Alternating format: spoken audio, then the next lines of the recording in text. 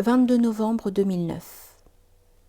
Au Congrès des jeunes socialistes, Madame Aubry, secrétaire nationale du PS, s'élevant contre le grand débat lancé par M. Éric Besson, ministre de l'Identité nationale et de l'Immigration, a déclaré « Je suis basque et française ». Je suppose qu'elle voulait marquer ainsi la double appartenance qui caractérise les Français, à savoir attachement à une province et sujétion à un pouvoir. Il est vrai que la nation française qui résulte de la Révolution est avant tout une idée politique, alors que, du temps de l'ancienne monarchie, on était de telle ou telle province et de la maison du roi. Il n'y a pas à proprement parler de peuple français. Mirabeau s'adressait au peuple de la France. Le pluriel est significatif. Il aura fallu tout le courage des hussards noirs de la République, c'est-à-dire des instituteurs, pour parvenir à faire de la langue française la langue de tous. Basque et française, disait Madame Aubry. C'est une déclaration que j'aurais pu faire en d'autres temps. Longtemps, je me suis cru et dit plus occitan que français. Cela tenait à un certain dandysme romantique. Né non loin du château de Montségur, j'ai été amené à étudier de près les cathares, les troubadours, forts de l'amitié que me portait René Nelly. En quête du sud profond, du deep south, cher à Faulkner, je cherchais, comme beaucoup de mes contemporains, à retrouver mes racines. Par l'effet des guerres, des divorces, des migrations, la plupart d'entre nous se sentent déracinés.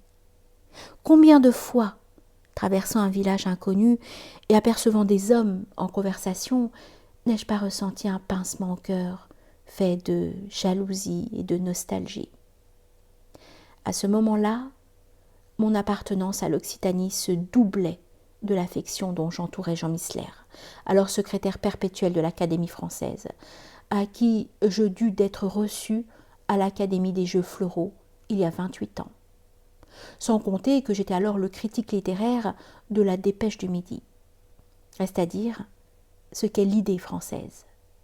Elle fut, me semble-t-il, un lien spirituel très fort entre des croyants et Dieu, par l'intermédiaire du roi qui portait le titre d'évêque du dehors. Ne pas oublier que, pendant un millénaire, le roi de France fut de droit divin, ce qui valut à la France d'être dite fille aînée de l'Église.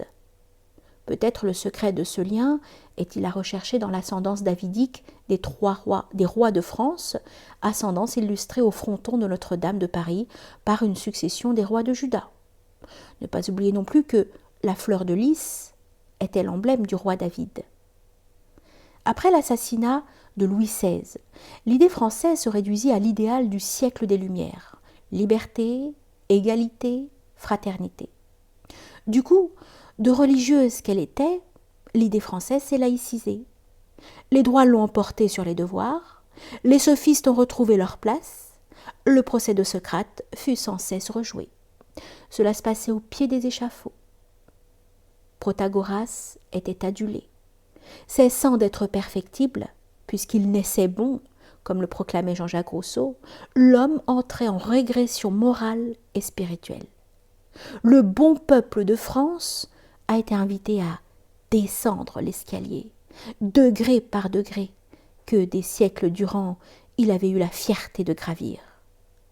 Après avoir entendu quelqu'un lui crier « La propriété, c'est le vol !»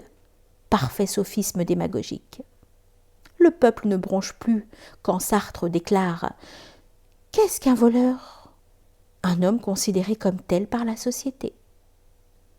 Morte, et bien morte l'idée française. Comment aurait-elle pu survivre auprès de tels coups de boutoir? Plus de Dieu, partant plus de morale, plus de morale, partant plus de victimes, plus de civisme. Ainsi est née en chaque Français la haine de la France. Ne pas se tromper, cette haine n'est que l'envers d'un excès d'amour. La France n'est plus dans la France. Elle s'est réfugiée dans des cœurs solitaires. Notre pauvre République n'est que l'ombre d'elle-même, réduite à des jeux stériles, dépourvue d'esprit civique, hostile à tout patriotisme et incapable d'offrir à ses enfants une belle et rassurante image d'elle-même. La République ne s'aime plus. Comment pourrions-nous l'aimer ?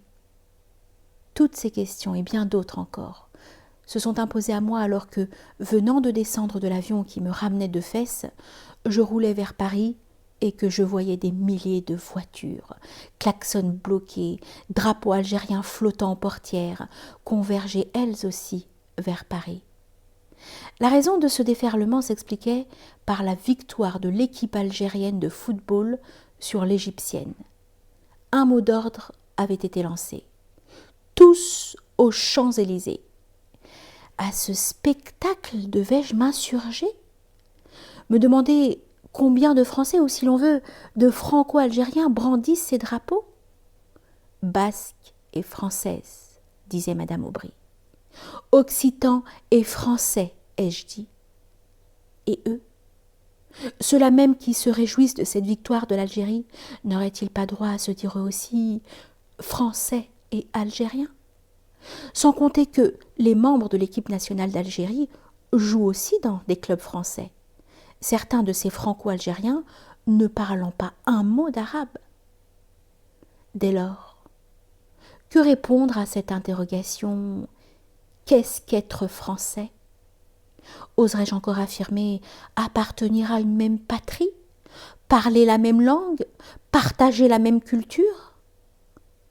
À peine formulés, ces mots montrent leurs limites. Quelle patrie ? Quelle langue ? Quelle culture ? Question après question, le mensonge éclate. Sans lien spirituel, que vaut le lien temporel ? Alors, désespérément, nos gouvernants se raccrochent aux valeurs de la République, liberté, égalité, fraternité, qui sont inscrites au fronton de nos mairies et qui n'abusent plus grand monde. Qui peut encore croire à cet idéal qui n'a tenu qu'autant que les Français de la Troisième République se sentaient encore en France par une instruction publique qui leur avait inculqué une certaine idée de la civilisation ? Tout cela a volé en éclats depuis la fin de la Seconde Guerre mondiale. Comment adhérer à cet idéal, si louable soit-il, après l'ouverture des camps de concentration et les crimes monstrueux du communisme ? L'ère du soupçon. Tel était le titre d'un essai de Nathalie Sarraute. Il est devenu une vérité poignante. Aurons-nous la force et surtout le courage de garder notre situation, de regarder notre situation sans nous mentir et sans nous payer de mots ? Les musulmans font question parce qu'ils sont considérés comme des croyants et que nous ne croyons plus à rien. Nous avons peur d'eux parce que nous les créditons d'une force intérieure dont nous nous sentons dépourvus. Aurons-nous la force et surtout le courage d'abandonner ce laïcisme de combat qui nous fait tant de mal depuis 2 grands siècles et principalement depuis la laïcisation organisée à ses débuts par la Troisième République ? Laïcisation qui devait aboutir à la séparation de l'Église et de l'État ? Pas question, bien évidemment, de remettre en cause cette loi contre laquelle mon grand-père paternel a fait le coup de canne, tout ouvrier qu'il était. Simplement, il nous faut nous ressaisir. Et le seul moyen que j'entrevois consisterait à retisser un lien spirituel par une véritable alliance entre les 3 religions révélées. Si chacun pouvait avoir la force et le courage de reconnaître et de respecter en l'autre ce qui lui appartient en propre, alors renaîtrait une véritable fraternité. Après quoi, nous aurions tout le temps de nous préoccuper de l'égalité, de la liberté. Ces 2 valeurs-ci découlent, nous devons nous en convaincre, de la seule fraternité, laquelle nous amènerait à Dieu, à ce Dieu unique qu'adorent les Juifs, les chrétiens et les musulmans.